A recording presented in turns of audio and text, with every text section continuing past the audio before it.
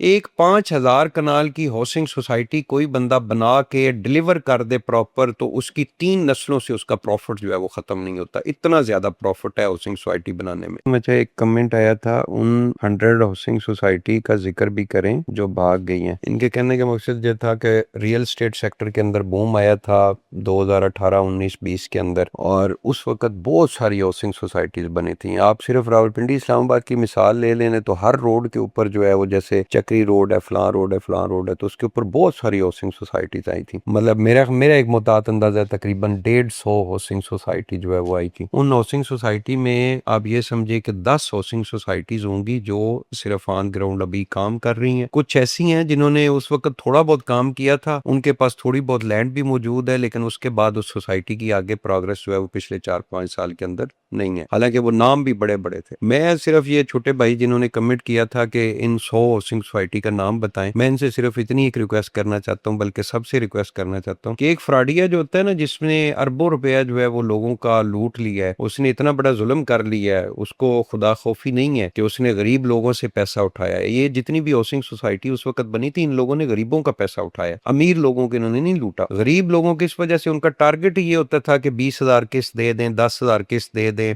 लाख रुपए down payment है, 50,000 down payment. ऐसी भी हाउसिंग सोसाइटी जिन्होंने कहा डाउन पेमेंट ही आपसे नहीं लेनी, हमने डायरेक्ट जो है वो 20,000 किस्त आप दे दें, 2 साल बाद जो है वो इस्लामाबाद की मेन लोकेशन के ऊपर जो है वो आप एक प्लॉट के मालिक बन जाएंगे। एडवर्टाइजमेंट उनकी इस तरह की होती थी। मेरा बात करने का मकसद ये था कि जो एक अरबों रुपए का फ्रॉडिया है, वो माफिया है। मैं तो उसके खिलाफ जहाद नहीं कर सकता। मैंने थोड़ी देर के लिए शुरू किया था, कुछ वीडियोस वगैरह हमने अपलोड की थी, और उसका जो वापस रिटर्न आया था वो बहुत हैवी था। मुझसे सच्ची बात है बर्दाश्त नहीं हुआ। तो उसके बाद मैंने कहा यार कि मैं अकेला जो है वो सोशल मीडिया के ऊपर ये जहाद कैसे कर सकूंगा। मेरे अपने ऊपर बहुत सारी जिम्मेदारियां हैं, मैं अपने प्रोजेक्ट्स कर रहा हूँ, और मैंने लोगों के साथ कमिटमेंट की हुई है कि मैंने टाइम से पहले डिलीवर करना है। माफिया के लिए कौन सा ये मुश्किल काम है कि मेरे मेरे जो प्रोजेक्ट्स इस वक्त चल रहे हैं उनके अंदर रुकावट डालना माफिया के लिए तो कोई इतना बड़ा मुश्किल नहीं है। तो सच्ची बात है, मैं भाई डरता हूँ। मैं उन हाउसिंग सोसाइटी का बिल्कुल कोई नाम नहीं लूंगा कि जो हाउसिंग सोसाइटी भाग गई है। मैंने तो पॉजिटिव तनकीद की है, तो उसका भी मुझे रिएक्शन जो है वो बड़ा खतरनाक आया। हालांकि पॉजिटिव तनकीद जो है वो किसी अच्छे बिल्डर के लिए या किसी अच्छे डेवलपर के लिए बहुत जबरदस्त होती है, ताकि वो अपनी खामियां जो है वो दुरुस्त करे। हम लोग जो है वो अपने क्लाइंट्स की एक आवाज होते हैं जो सोशल मीडिया के ऊपर वीडियोस बनाते हैं। लोग कमेंट्स करते हैं तो मैं उन्हीं कमेंट्स के एक रिप्लाई की सूरत में एक इन्फॉर्मेशन वाली वीडियो बना देता हूँ। तो वो वीडियो का मकसद ये होता है कि भाई अगर कोई बिल्डर या डेवलपर ये वाली सुस्ती कर रहा है तो वो अपनी सुस्ती ठीक कर ले और वो कामयाब हो जाए। मेरी तो नीयत ये होती है, लेकिन उनका मकसद चूंकि कुछ और होता है। तो ये बहुत बड़ा माफिया है भाई। इनके हाथ जो है वो सिर्फ यहाँ तक नहीं होते कि इन्होंने अरबों रुपए का जो है वो आपसे पैसा लूटा है। ये बड़े बड़े ओहदों के जो लोग होते हैं वो भी इनके पास बैठे होते हैं। तो ऐसा नहीं हो सकता। मैं भाई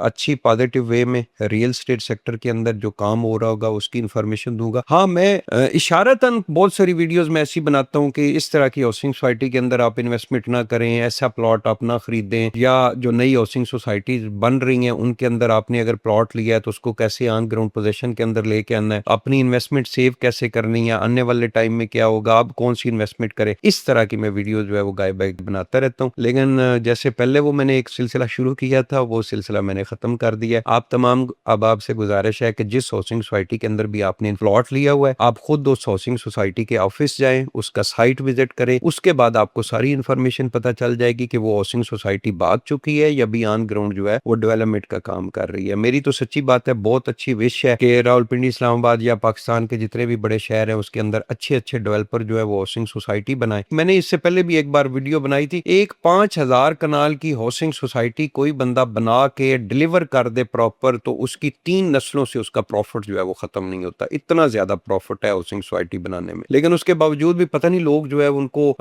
खरबों रुपया क्यों चाहिए, कब्र में लेके उन्होंने जाना है, अपने बच्चों को उन्होंने गोल्ड प्लेटेड जो एरोप्लेन होते हैं उनके ऊपर उन्होंने झूले देने हैं। पता नहीं किस लिए खरबों रुपए में लोग जानना चाहते हैं। लोगों के साथ जुल्म करके लोग जो है वो इतनी बड़ी अमाउंट जो है वो अपने अकाउंट में रखना चाहते हैं। इसकी तो मुझे लाजिक की समझ नहीं आती। बहरहाल खैर, मेरी दुआ है अल्लाह पाक करे जी हम सब कामयाब हों, सारे डेवलपर कामयाब हों, अच्छा एक रियल एस्टेट सेक्टर के अंदर काम हो। जो लोग अपनी थोड़ी थोड़ी जमा पूंजी जो है बड़ी मुश्किल मेहनत के साथ जो है वो कमा के डेवलपर या बिल्डर के साथ इन्वेस्टमेंट करता है, तो मैं तो सच्ची बात है अल्लाह से दुआ करता हूँ कि उसको प्रॉफिट हो, उसकी इन्वेस्टमेंट जो है वो बढ़े और डेवलपर भी अच्छा काम करे, लोग भी इन्वेस्टमेंट करें। जो इस वक्त तैयार यूनिट की शॉर्टेज है, ये यूनिट भी पूरी और पाकिस्तान तरक्की करे। बहुत बहुत शुक्रिया।